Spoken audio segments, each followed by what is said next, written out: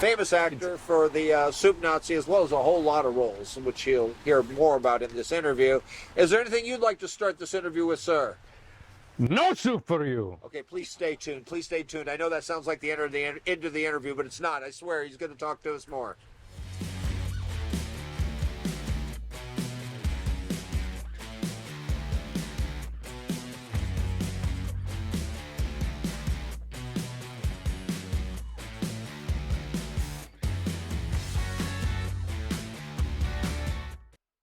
That was a lot of fun filming with Larry today. Let's say, if we get to 500 subscribers, we will give away a Larry Thomas Funko Pop, which says "No Soup for You." And get to 500 subscribers, we'll have this. If we get to 1,000 subscribers, we'll throw in a gold signed with a shirt. So it's an extra large shirt.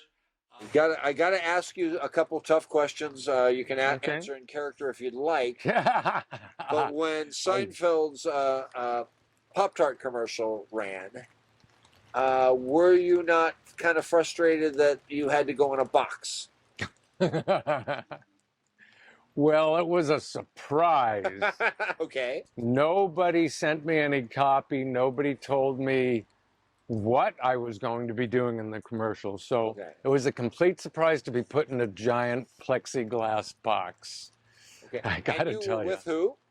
I was with Phil Morris, Jackie Childs, and Allie Wentworth Schmoopy. And the three of us were being stolen from Jerry by the president of Pop-Tarts. Yes, because you were intellectual properties, and they were trying to spite the comedian that dared to make a fake story about Pop-Tarts. Right. Did you see his fake story? Yes, I did. I did. I watched it last night. No, extremely funny. I could not believe Bill Burr was President Kennedy. Yeah. I'm like, well, I'm watching the credits and then Bill Burr's name pops. Like, who the hell was Bill Burr in this? Yeah. And, so. That was funny. And it was great for people of my generation to look at all your old toys and things that you used to use as a kid.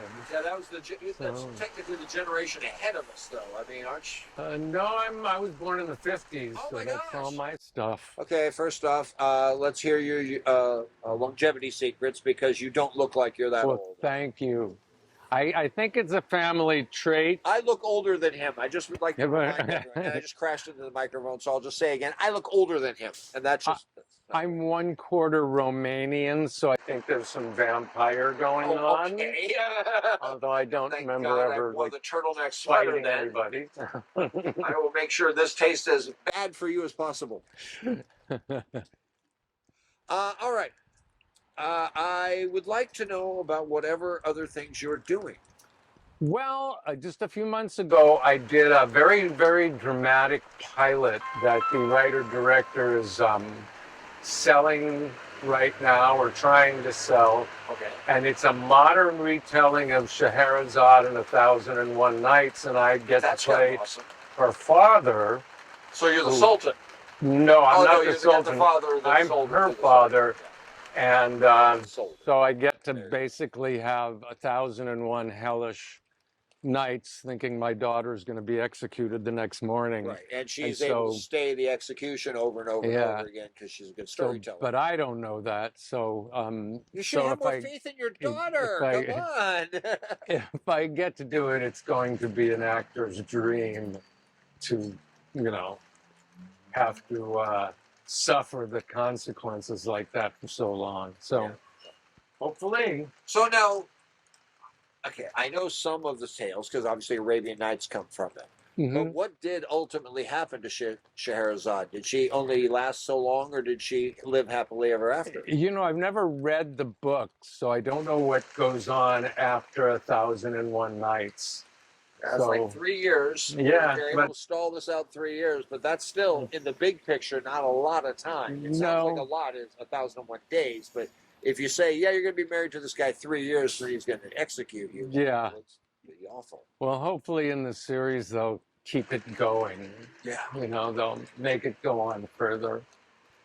Yeah, they'll be a lot like MASH, won't it? It's like, okay, this is supposed to only be 3 years long, and we've now run the show longer than... 11 years or something. All right. Well, I got to ask you what I was asking you inside, and so I hate to be redundant, but okay. You are an extremely nice man. You are famous for playing a very not nice man. How does it feel to have a character that is so well known? I mean, you can say soup Nazi to people that might not even know the name of Seinfeld and will get the reference. It's amazing. It's amazing. Don't be too fooled because you can't really play a part unless there's, a part of you in there. So there is a soup Nazi side. Well, I've worked retail for years. I was never like that. I'm just saying you did him well.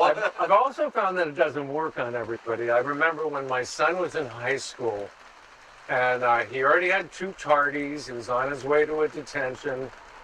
And being an Angelino, born and bred, he was just kind of moving slowly. I'm, a born New Yorker. And I'm, standing by the door going, Ben, come on, man, come on, we got to go. I mean, if you're going to just dawdle like this, you're going to get another tardy, you're going to get a detention. I'm not going to help you, right. And he just goes, Dad, all your anger and all your frustration isn't going to get me to school any faster.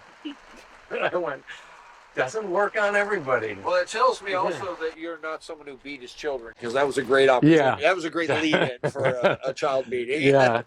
No, I just found out he was smarter than me. Well, he's very literal. Sorry about the rain here, Washington State and all. Not done. Prizes are still coming. If we can get to 1,000 likes, we will also throw in another gold Sharpie Larry Thomas No Soup for You with an extra large T-shirt, and you come on. Okay, is there anything you'd like to promote? The Scheherazade thing, I'm looking forward to. Yeah, I certainly hope that goes somewhere. And I know you want everybody. So I want everybody to keep watching Unfrosted because it's great. And if you haven't seen my little Pop-Tart commercial, look it up on YouTube. It's pretty funny. I hear there's also a commercial he did with Kevin Burns, the documentarian. Oh, jeez. That's on there. So I have to look that one up myself. I haven't seen it. Yeah, my friend that you know in there, he showed me the commercial. I was like, oh my gosh, it's hilarious. So, yeah, it's great stuff. Only thing that would make it funnier is if that was the actual head of Pop-Tarts. Yeah. That would be freaking awesome. But all right, because of the weather, and I don't want to take you for too long, is there anything you'd like to say? Or no, just thank you. Thanks for doing this. And do you have a website? I mean, okay, show us this shirt. I Look do. at this. This is my Funko Pop shirt. It's my favorite shirt that they've marketed. Now, do you see a piece of that action? I do a little bit. No, there's nothing wrong with that. $150 a year. That's how much I do. It's in every guest actor, Screen Actors Guild contract you sign. There's a clause in there that gives them the right to merchandise you.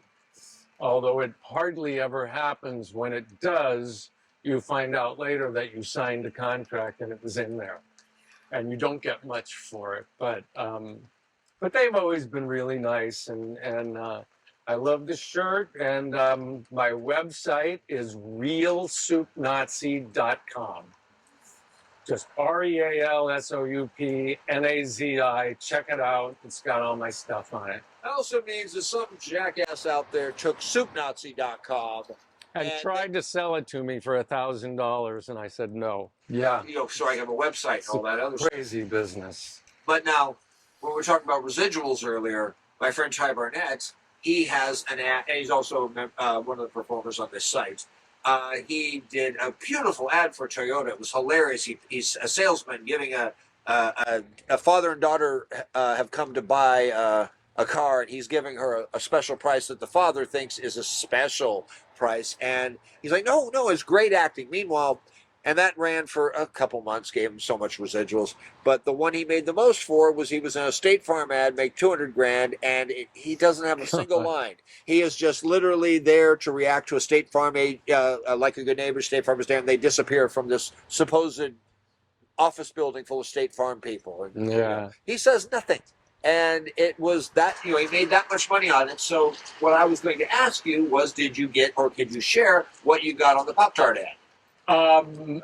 No, I can't really. Oh, It was, man, I'm glad you said that one. it was Yeah. a favored nations kind of thing, and we're not allowed to say what it was. But my Seinfeld residuals are pretty small now because it's been such a long time. I still get some from Austin Powers, and Okay, well, so where were you in Austin Powers? I was the blackjack dealer. Oh my gosh, I missed that. Sorry. about Yeah, I suggest you hit, sir. Oh, it will. The way It he will wanted to be- hit on 5. I mean, he wanted to stay on 5, and I said, I suggest you hit, sir.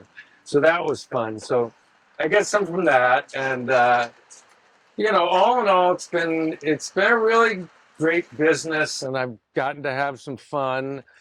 I'm Jewish, and I've gotten to play the 2 most notorious Arabs ever. I played Osama bin Laden in a movie called Postal, and I played Saddam Hussein on Arrested Development. So my mother was very proud. You're just going to really make us busy in searches for little clips to show, unfortunately. And you're also Jewish, famous for being a Nazi. Yeah. A soup Nazi, yeah. So it's like your mother has a whole lot. Yeah, the laughter you're hearing is our cameraman and director back there. So I've done every bad thing a Jewish person could do. I did not realize what the world has asked of you, and I apologize. Well, I would hopefully someday get a chance to work with you because you are the nicest person that has played a jackass ever, and I didn't know you played a jackass 100 times over.